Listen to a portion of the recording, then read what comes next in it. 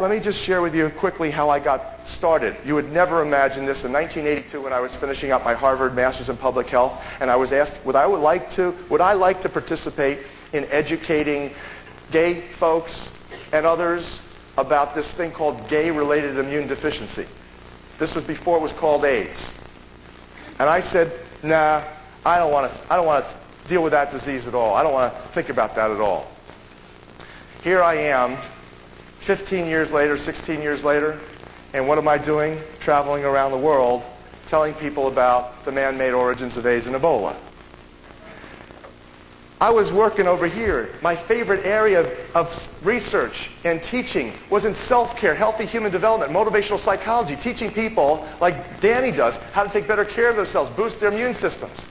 So I was really into that. I love that. That's my favorite thing. And one day, kind of like the miracle happened, where there was a crisis, and I was the right person at the right time. It was the 1990, July 27th. 1990, when the case of the Florida dental AIDS tragedy hit the press. You remember the case of the Florida dentist who infected his patients with the AIDS virus. And 3 years, at that time, I was serving as the world's leading dental and medical catalog supply company's chief professional advisor.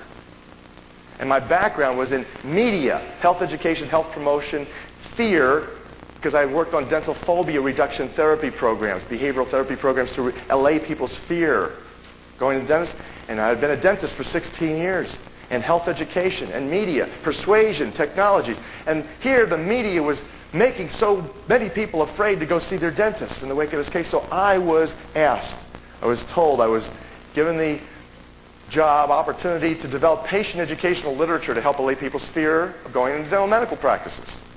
So I started to research. The Centers for Disease Control's official investigation reports in the case, I first found them to be scientifically questionable. I then found them to be scientifically bogus.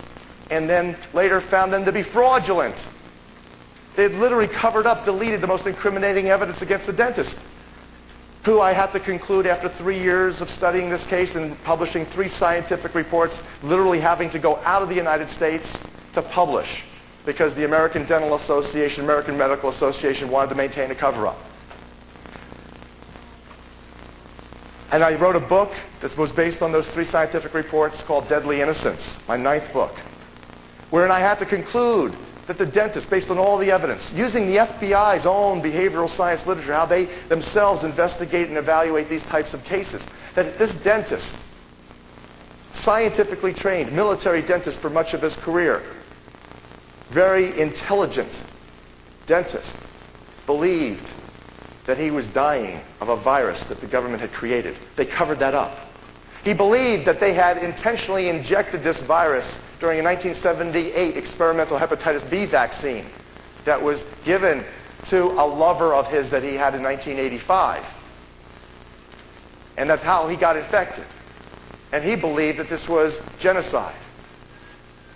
And he believed in what was called the World Health Organization theory of AIDS. The videotape that Danny stated he saw, the Strecker Memorandum, was what Dr. David Acker believed.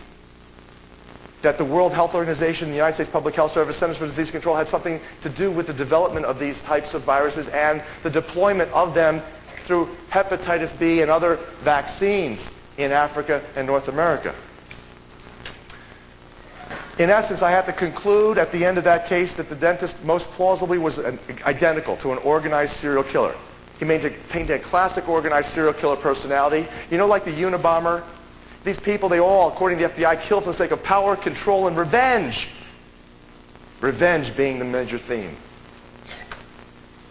And the principal issue, his principal vendetta, was screaming loud and clear in the legal testimonies. It was against the federal government.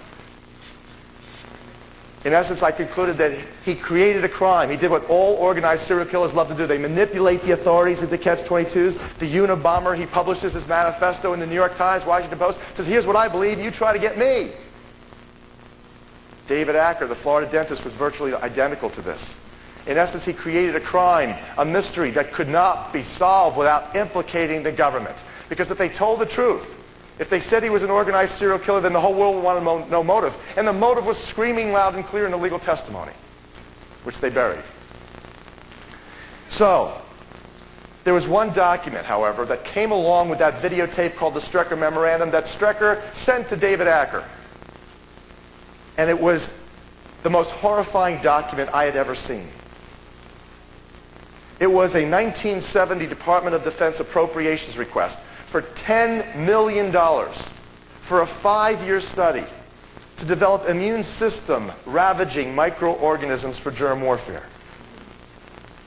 And it said right in this document that the National Academy of Sciences, National Research Council, the most esteemed of all health science agencies in America, not only informed the Department of Defense that, quote, over the next 5 to 10 years it will be possible to make a new infective microorganism that could differ in certain important aspects from any known disease-causing microorganism. And most important of these is that it would be refractory to the immunologic and therapeutic processes upon which we depend to maintain our relative freedom from infectious diseases. End quote.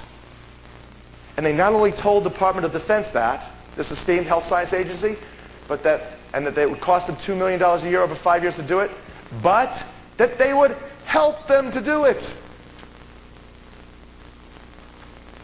So I believed our government at the time was not particularly trustworthy, but you know, I could not imagine that this document was legitimate. I lived in denial, like most people, most Americans, most people worldwide are living in denial today because they are so brainwashed, they are brain dead. I lived in denial just like that. I said, okay, I've heard some weird things, but here I'm looking at this, and it looks legitimate. So what do? All I know now is I've got the World Health Organization theory, and I've got this document. I know perhaps maybe if this document is legitimate, and indeed it was. In fact, what they were looking for specifically was in the congressional record. This was in the congressional record. They were looking for a, quote, super germ, end quote. That word was in the congressional record.